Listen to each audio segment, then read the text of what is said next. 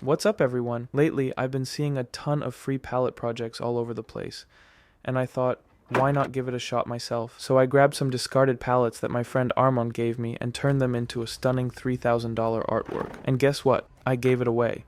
Stick around to see the full transformation. I started by carefully selecting each piece of wood, making sure to choose the ones with the most character and potential.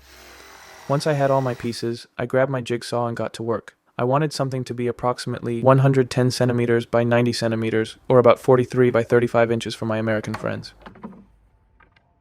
A couple of days ago, I called my friend Armand, telling him I was on the hunt for some free pallets for a new project. Turns out I didn't have to look far because he had one ready for me. So I asked if I could come over and start the project with him. But here's the twist. What he doesn't know is that this entire project is actually a surprise gift for him. If you've seen my last video, you know how much Armand and his dad have been a major part of my woodworking journey. They've supported me, helped me out countless times, and honestly, I wouldn't be where I am today without them. So, as he helps me with this project today, I felt like it was the perfect moment to create something truly special and give it back to him as a thank you.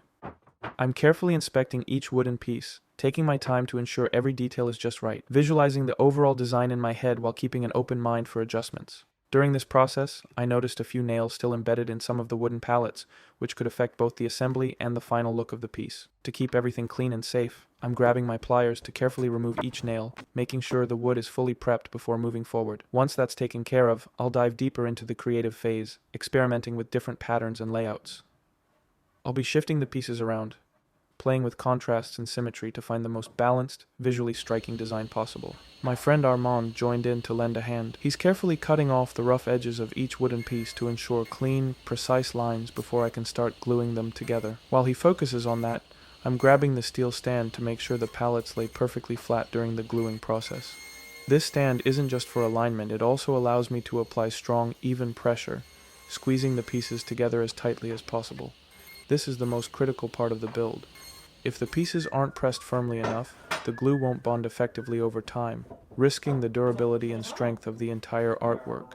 Armand is actually headed to Australia next September, but I keep messing around with him, telling him he has to stay here with me so we can keep tackling all these creative projects together. What do you guys think about his dance? Let me know in the comments down below. And if you enjoyed it, don't forget to hit that like button and subscribe to my channel. It really helps me keep creating more awesome content for you all. So, back to the pallets. We're in the gluing phase now. Armand is applying the glue while I'm spreading it evenly with a brush, making sure every surface is fully coated for a strong bond. Once that's done, we're tightening all the pieces together, squeezing them firmly to avoid any gaps and ensure they hold perfectly flat. We're letting the glued pieces sit for about an hour and a half before coming back to release the pressure. Everything you see in this video is a first for me. I had no idea what to expect going into this project, but I just wanted to give it a shot and see where it would take me. Stepping out of my comfort zone like this reminded me how rewarding the creative process can be. Sometimes you just have to dive in, experiment, and enjoy the journey.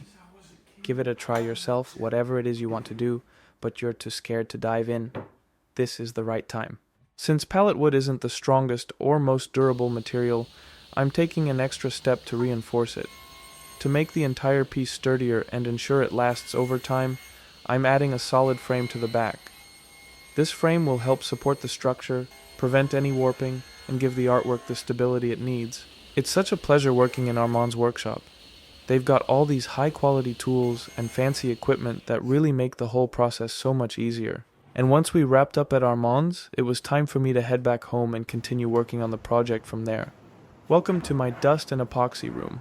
That's what I like to call it. This space has pretty much become my go-to creative zone where all the magic and the mess happens. Whether it's sanding, cutting, or pouring resin, this is where I bring my projects to life. A router is definitely one of those must-have tools in any workshop. Today, we're going to take it a step further by building a custom frame for my router.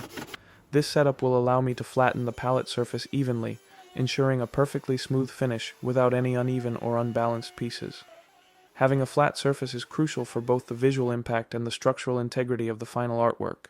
Oh, now you know why I call it the dust room. The mess in here gets real, but I've found a game changer. You've got to get yourself one of these Mirka vacuums.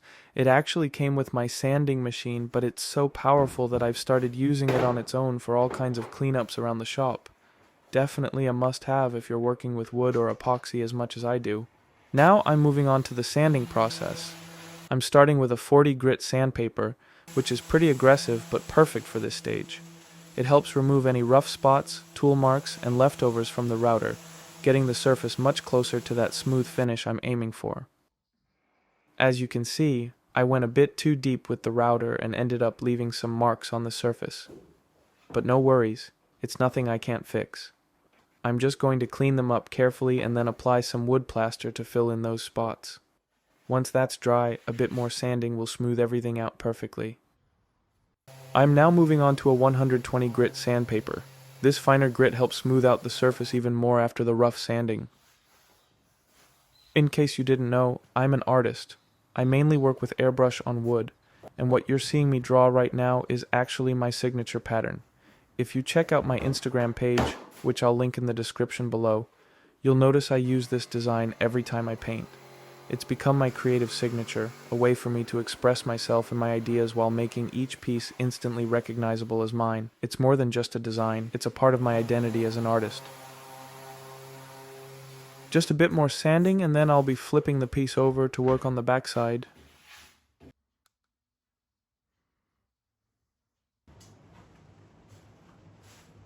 For me, art is about connection, not just creating something visually beautiful, but sparking conversations, evoking feelings, and sharing pieces of my journey with the world.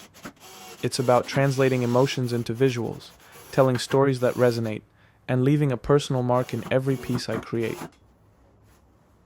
Recently, while working on this project, I had a conversation with Armand where he told me how much he loves both nature and street art. That really stuck with me. So as I was sanding, cutting, and piecing this artwork together, I couldn't help but think about how I could blend those inspirations into something meaningful for him. And then, the idea came to me. Since he's heading to Australia soon, a place he's never been, I wanted to create something symbolic. I imagined painting a figure sitting on top of a rock, a backpack on his shoulders, his hood up, gazing out at the endless mountain peaks around him. He'd be sitting at the highest point, above all the others, with clouds softly surrounding him, creating this dreamy, infinite horizon. To me, this concept represents more than just adventure. It's about personal growth, pushing limits, and embracing the unknown.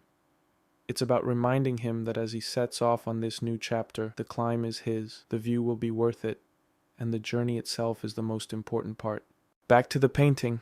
I've just finished working on the background, and now it's time to shift my focus to the foreground. I'm getting everything prepped up. The background sets the mood, but the foreground is where the details really start to tell the story. Right now, I'm masking everything with tape. It helps keep the lines sharp and clean, especially when working with layers of paint and complex designs. Also, a quick but important reminder, always wear a proper mask when spraying anything, whether it's paint, varnish, or epoxy. Protecting your lungs is a must. I wear this mask all day long when I'm working. Honestly, it's not the most comfortable thing at first, but you get used to it. Trust me, health comes first. So, gear up and stay protected while creating. If you still can't tell, I'm working on the backpack of the kid right now. As I mentioned before, this figure will be sitting on top of a rock gazing out at the horizon. The reason I'm starting with him instead of the clouds and mountains first is because I want to see how this figure interacts with the background colors. By focusing on him first, I can better plan the overall composition and make sure everything blends together harmoniously. It helps me decide how the light, shadows, and color balance should flow throughout the entire piece. Again, this is just the way I like to work, letting the focal point guide the rest of the scene. The way the clouds are looking right now is just perfect, so dreamy and calming to watch. I'm really happy with how they're turning out. Now, I'm going to work my way down the piece. The reason I do this is because airbrushing is all about layering. You always have to start with the elements in the background and gradually move forward to the foreground. This technique helps create depth and realism. Now it's time for the final touch, signing the piece. So I'm done with the painting. I'm gonna head downstairs, get the canvas with me, and we're going to surprise Armand, my friend, tomorrow with the canvas. He actually doesn't know it's for him, so He thinks we're going there for me to varnish something. So I'm gonna give it to him and we'll see how he reacts. Let's go.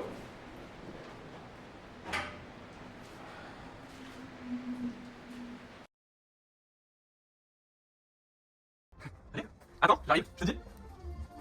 C'est right there. Viens ici. Allez, tu rentres. Ah, attends, je regarde si le plan est beau. Ok. Vas-y, tourne-toi. Mais non. Mais non. Il est grave stylé. If you enjoyed the video, don't forget to like, subscribe, and feel free to leave a comment if you have any question. Here's a closer look.